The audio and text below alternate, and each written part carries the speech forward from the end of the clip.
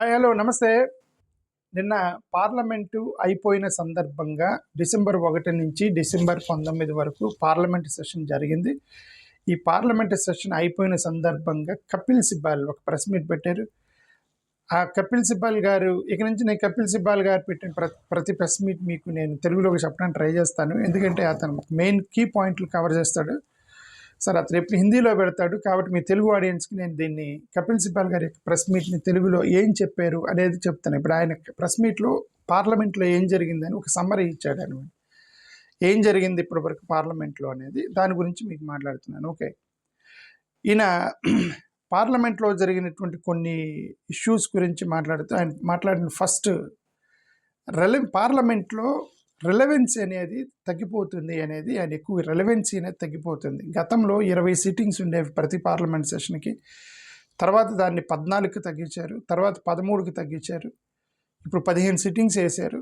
So అసలు ఈ relevancy ఒక క్రిటికల్ ఇష్యూస్ని మనం డిస్కస్ చేయలేకపోతున్నాము. ఎందుకంటే నంబర్ ఆఫ్ డేస్ని మీరు తగ్గిస్తున్నారు పార్లమెంట్ సెషన్కి. డెమోక్రసీ అనేది చచ్చిపోతుంది. ఇది డెమోక్రసీకి చాలా ప్రమాదకరము. ఆ పెట్టిన 15 రోజుల్లో కూడా ఇర్రెలవెంట్ టాపిక్స్ మాట్లాడుతున్నారు. ప్రజలకు కావాల్సినటువంటి టాపిక్స్ని పార్లమెంట్లో మాట్లాడకుండా నంబర్ ఆఫ్ డేస్ తగ్గించి ఇర్రెలవెంట్ టాపిక్స్ మాట్లాడి ఒక 2-3 బిల్లులు పాస్ చేసుకొని చాలా చాకచక్యంగా వెళ్ళిపోతున్నారు. ఇది ప్రజాస్వామ్యానికి చాలా ప్రమాదకరం అనేది కపిల్ సిబాల్ చెప్పింది. ఓకే, ఆయన అన్నెసెసరీ టాపిక్స్ అన్ని కూడా మాట్లాడారు. అవసరమైన టాపిక్స్లో కాకుండా అనేది ఆయన చెప్పింది. ఇప్పుడు ఎస్ఐఆర్ గురించి డిస్కస్ చేశారు. ఎస్ఐఆర్ గురించి లీడర్ ఆఫ్ అపోజిషన్ ఏమో ఓట్ చోరీ మీద ఒక 40 మినిట్స్ చెప్పాడు లీడర్ ఆఫ్ అపోజిషన్. మిగతా వాళ్ళేమో ఒకరినొకరిని దూషించుకోవడమే సరిపోయింది. ఎస్ఐఆర్ మీద మీరు డిస్కషన్ పెట్టినప్పుడు ఎన్ని ఓట్లు తొలగించారు, ఎందుకు తొలగించారు, ఆ తొలగించిన వాళ్ళ ఓటర్లు ఏ రీజన్తో తొలగించారు, దేశవ్యాప్తంగా ఎంతమంది బిఎల్ఓలు చనిపోయారు, ఎందుకు చనిపోయారు, ప్రెజర్ ఏం పెట్టి ఎన్ని డిస్కషన్ లేదు. ఒకరినొకరు దూషించుకున్నారు ఎస్ఐఆర్ డిస్కషన్ పెట్టి. సో దీనివల్ల ఇది డెమోక్రసీకి అతిపెద్ద ప్రమాదకరమైనటువంటి సిచ్యువేషన్ జరుగుతుంది పార్లమెంట్లో అనేది ఏం చెప్పింది నేను. ఓకే, ఈయన దాన్ని వాటర్ పొల్యూషన్ని ఎయిర్ పొల్యూషన్తో పోల్చాడు. అంటే వాటర్ డ్రింకింగ్ వాటర్ కాదు, vote list pollution. Water list pollution is equal to air pollution అని చెప్పి ఇతను అన్నమాట. అది అంతకన్నా ప్రమాదకరమైన పొల్యూట్ అయిపోయింది ఓటర్ లిస్ట్ అనేది అతను చేసిన కామెంట్. ఓకే, ఇంకొకటి ఇప్పుడు కొన్ని చోట్ల ఎస్ఐఆర్ గురించి మీరు డిస్కస్ చేయండి అంటే కోర్టులో ఉన్నాయి మన పార్లమెంట్లో డిస్కస్ చేయకూడదని చెప్పి తప్పించుకున్నారు పార్లమెంట్లో. ఇది పెద్ద అబద్ధం. ఇది గతంలో బోఫర్స్ కేసు కోర్టులో ఉన్నప్పుడు పార్లమెంట్లో డిస్కషన్ జరిగింది. మరి అక్కడ జ్యుడిషియల్ పరిధిలో ఉన్నటువంటి బోఫర్స్ కేసుని మరి పార్లమెంట్లో ఎందుకు డిస్కస్ చేశారు అప్పుడు? సో ఇది తప్పించుకోవడానికి కొన్ని టాపిక్స్ని పార్లమెంట్లో మాట్లాడకుండా తప్పించుకోవడానికి చేసినటువంటి ఒక సాకు మాత్రమే గవర్నమెంట్ చేసింది అనేది కపిల్ సిబాల్ చెప్పింది. ఓకే, ఇవి ఇర్రెలవెంట్ టాపిక్స్ మొత్తం మాట్లాడారు. వందే మాతరం గురించి ఇర్రెలవెంట్ టాపిక్ అది. అసలు మన భారతదేశానికి సంబంధం భారతదేశానికి అవసరం లేనటువంటి ఒక ఇర్రెలవెంట్ టాపిక్ అది.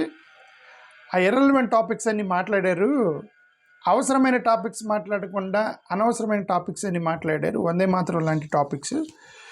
ఓకే, వందే మాతరం అనేది 1886లో వందే మాతరం అనేది 1876లో బెంగాల్ పార్టీషన్ అప్పుడు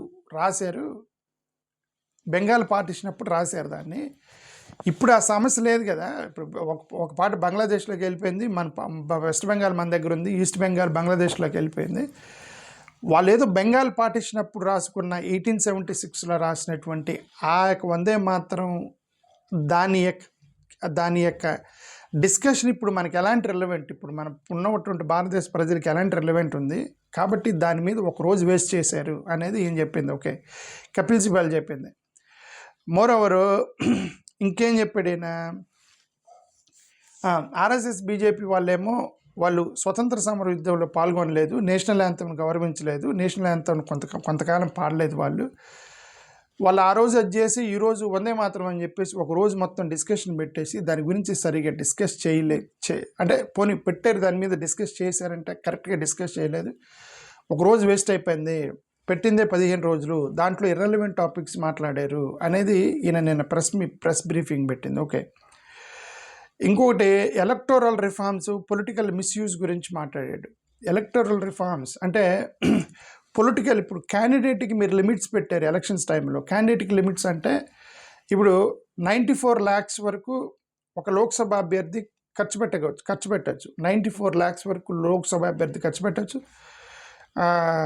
40 lakhs వరకు అసెంబ్లీలో మీరు ఖర్చు పెట్టచ్చు, అసెంబ్లీ అభ్యర్థి ఖర్చు పెట్టచ్చు. 94 lakhs వరకు ఒక లోక్సభ అభ్యర్థికి లిమిట్ ఉన్నప్పుడు, 40 lakhs వరకు అసెంబ్లీ అభ్యర్థికి లిమిట్ ఉన్నప్పుడు పొలిటికల్ పార్టీకి లిమిట్ ఏది అని అడిగాడు ఆయన. పొలిటికల్ పార్టీకి ఎందుకు లిమిట్ పెట్టలేదని. ఇప్పుడు వీళ్ళందరూ ఏం చేస్తున్నారంటే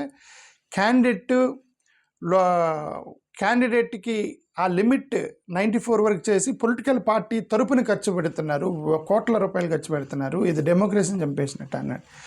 ఏం చేసింది, 1985లో 10th షెడ్యూల్ మిస్యూజ్ చేస్తున్నారు. ఆ 10th షెడ్యూల్ని మిస్యూజ్ చేసి గవర్నమెంట్లను పడగొడుతున్నారు.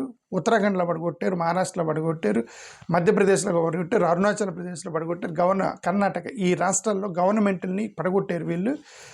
ఎందుకంటే అక్కడ స్పీకరు టైమ్లీ యాక్షన్ తీసుకోడు, డిఫెక్ట్ అవుతారు, ఎమ్మెల్యేలు టక్కన డిఫెక్ట్ అవుతారు, స్పీకర్ ఏమో యాక్షన్ తీసుకోడు దాని మీద, కోర్టులు దాన్ని మీద ఇమ్మీడియట్గా రెస్పాండ్ అవ్వు, జడ్జిమెంట్లు ఇమ్మీడియట్గా.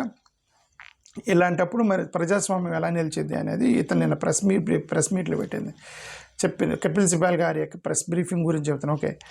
Government is pushing on 1 nation and 1 election అనేది అది అసలు జెన్యూన్ రిఫార్మ్ కాదు. అది కేవలం సెంట్రలైజ్డ్గా పవర్ తీసుకోవడానికి మాత్రమే వాళ్ళు చేస్తున్నారు. అది స్టేట్ గవర్నమెంట్స్ని పడగొడతారు సెంట్రలైజ్డ్ పవర్ తీసుకొని. రాజ్యాంగాన్ని మార్చడానికి 1 nation 1 party 1 outcome కోసం వాళ్ళు ట్రై చేస్తున్నారు, రాజ్యాంగం మార్చడానికి ట్రై చేస్తున్నారు తప్ప ఏం లేదనేది కపిల్ సిబాల్ నేను పెట్టినటువంటి ఆయన ప్రెస్ బ్రీఫింగ్. ఓకే. ఎంజీఎన్రేగా దాని గురించి మాట్లాడాడు ఆయన ప్రెస్ బ్రీఫింగ్లో. అఫ్కోర్స్ ఇప్పుడు అది విబిజీ రామ్జీగా మార్చారు. విబిజీ రామ్జీ దాని గురించి ఆయన ఏమంటే ఎంజీఎన్రేగా అనే దాన్ని డైల్యూట్ చేశారు, పేరు మార్చారు, ఆల్మోస్ట్ తీసేసినట్టే దాన్ని. ఎందుకంటే ఇది గాంధీ లీగసీ మీద అటాక్ జరిగింది. కోవిడ్ టైంలో చాలామందికి ఉపయోగపడింది అది. 57% మహిళలు మొత్తం కూడా దాని మీద డిపెండ్ అయి ఉన్నారు. 80% తమిళనాడులో 80% ఈ ఎంజీఎన్రేగా మీద లబ్ధి పొందారు కోవిడ్ టైంలో. ఓకే. చాలామందిని పేదరికాన్ని తగ్గించడానికి, ఈ యొక్క పని లేనప్పుడు పని కల్పించడానికి పెట్టారు దాన్ని. 90% మెటీరియల్ లేబర్ మీద గవర్నమెంట్ కవర్ చేసేది, వాళ్ళకి 90% వరకు కాంట్రిబ్యూట్ చేసేది, 10% మాత్రమే స్టేట్లకి ఇవ్వమనేది. ఇప్పుడు దాన్ని 60-40గా మార్చారు. ఇప్పుడు స్టేట్లకు బర్డెన్ అయిపోయింది. ఇప్పుడు వాళ్ళు ఏం చేస్తారు, బర్డెన్ తోటి వాళ్ళు కొన్ని ఓట్లు అన్నారు, ఏమంటారు, కార్డ్స్ మొత్తం డిలీట్ చేస్తారు వాళ్ళు ఇప్పుడు బర్డెన్ తగ్గించుకోవడానికి అని ఆయన చేసినటువంటి ఒక కామెంట్. సో మోరోవర్ ఇది గ్యారంటీ కాదు, 100 days ఇంతకుముందు 100% గ్యారంటీ ఉండేది. కరువు పని అనేది 100% గ్యారంటీగా పనిచేయాలనేది ఉండేది గతంలో. ఇప్పుడు అది లేదు. గవర్నమెంట్ అన్ఎంప్లాయ్మెంట్ మొత్తాన్ని కూడా తగ్గించేది. ఇప్పుడు ప్రాజెక్ట్ ఉంటేనే అక్కడ ఉంటుంది, గవర్నమెంట్లో బడ్జెట్ ఉంటేనే అది ఉంటుంది. ఆ legal entity work for right అనేది తీసేసి ఒక గవర్నమెంట్ స్కీమ్గా మార్చారు దాన్ని. కాబట్టి ఇది ఆల్మోస్ట్ ప్రాబ్లం అయిపోయింది అనేది ఆయన చేసినటువంటి ఇది. న్యూక్లియర్ ఎనర్జీ బిల్, శక్తి బిల్, రిలేటెడ్ పాలసీ చేంజెస్ గురించి మాట్లాడాడు. న్యూక్లియర్ ఎనర్జీ బిల్, శక్తి బిల్ గురించి మాట్లాడాడు. 100% ఎఫ్డిఐ ఇన్సూరెన్స్ గతంలో, ఇప్పుడు 100% ఎఫ్డిఐ ఇన్సూరెన్స్ పెట్టారు. గతంలో 49% ఎఫ్డిఐ ఇన్సూరెన్స్ పెట్టేటప్పుడు భారతీయ జనతా పార్టీ అపోజ్ చేసినప్పుడు, కానీ ఇప్పుడు 100% ఎఫ్డిఐ వీళ్ళే పెట్టారు. ఎవరైతే 49% ఎఫ్డిఐకి అపోజ్ చేసిన భారతీయ జనతా పార్టీ ఇన్సూరెన్స్ సెక్టర్లో, వాళ్ళు ఇప్పుడు 100% వాళ్ళే తీసుకొచ్చి పెట్టారు. ఇది ఇది ఇది ఎలాగ జస్టిఫియబుల్ అని ఆయన అడిగింది నిన్న ప్రెస్ బ్రీఫింగ్లో. న్యూక్లియర్ సెక్టార్స్ గురించి కూడా మాట్లాడాను. గతంలో లైబిలిటీ క్యాప్ అనేది 1500 crore ఉండేది, దాన్ని 100 కోట్లకు తగ్గించారట. లైబిలిటీ క్యాప్ 1500 crore వరకు లైబిలిటీ క్యాప్ ఉండేది, 100 కోట్లకు తగ్గించారు. ఏది 10 megawattsకి సంబంధించి 30,000 కోట్ల 3,000 కోట్లకు 3,600 megawattsకి సంబంధించి అంతవరకు తగ్గించారు. ఇప్పుడు ఫూకుషిమా, చర్నోబైల్ ఇట్లాంటి వాటి డిజాస్టర్స్ కొన్ని $1 బిలియన్ నష్టం వచ్చేసింది వాళ్ళకి గతంలో ఈ డిజాస్టర్స్ వచ్చి. అట్లాంటి డిజాస్టర్ వచ్చేటువంటి ఉన్నటువంటి రిస్క్ ఉంది మనకి అనేది ఈయన చెప్పింది. ఆయన ఏమంటాడంటే యుఎస్ ప్రెజర్ ద్వారా ఈ శక్తి బిల్లు పెట్టారు. వాళ్ళు ఫారిన్ ఇన్వెస్టర్స్ ఎవరైతే ఉన్నారో యుఎస్ ఫారినర్ ఇన్వెస్టర్స్ వాళ్ళు మేము ఆ లైబిలిటీ తీసుకోవడం మాకు ఇష్టం లేదని చెప్పేసి ఫోర్స్ చేస్తే ఇది పెట్టారు, వాళ్ళ కోసం పెట్టారు అనేది ఈయన నిన్న ప్రెస్ బ్రీఫింగ్లో చెప్పింది. ఓకే, సో ఇవి కాకుండా కొన్ని 2-3 మిగతా కూడా మాట్లాడారు. సారీ, మిగతా కూడా కొన్ని 2-3 మాట్లాడాడు. ఓకేంటి పొల్యూషన్, నేషనల్ ఇష్యూకి సంబంధించిన పొల్యూషన్ ఇష్యూ మాట్లాడాడు. నెహ్రూ ప్లేస్ ఏదో మాట్లాడాడు. Okay, unemployment, skill development, institutional integrity ఇవన్నీ మాట్లాడాడు ఆయన ప్రెస్ బ్రీఫింగ్లో. ఎంజీఆర్ గురించి పార్లమెంట్ అదే కామన్ పీపుల్ ఇష్యూస్కి పార్లమెంట్ డిస్కనెక్ట్ అయిపోయింది. అది ఊరికే డెమోక్రటిక్ ప్రాసెస్ మొత్తం డైల్యూట్ అయిపోయింది. ఇట్లాంటి పార్లమెంట్ అనేది మన యొక్క ప్రజాస్వామ్యాన్ని చంపేస్తుంది.